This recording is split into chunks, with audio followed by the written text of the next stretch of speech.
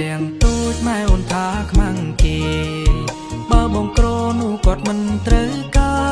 រតែរូបបងជាអ្នកក្រុងស្រុកផ្សារបើចង់រៀបការតតែធ្វើឲ្យខ្ពស់មុខព្រោះម៉ែចង់បានកូនប្រសាមិនចង់ការឲ្យឃើញកូនកើតទុករៀបការឲ្យម៉ែខ្លាចខ្មាំងនាងស្រុកគាត់ចង់ខ្ពស់មុខដេកស្រណុកចិនណាម៉ែបងគាត់ថាទីទ្របរបស់យើងទាំងពីរ10000ឬ2តាមតែចិត្តនៃកូនប្រសាអូនអើយអូនលែងវាចា$1,000,000រកដេចបានសន្សំតាំងពី18 125នៅតែមិនតូនគ្រប់ខំធ្វើការមិនមានថ្ងៃមានយប់នៅតែមិនគ្រប់ទុកក្រមុំ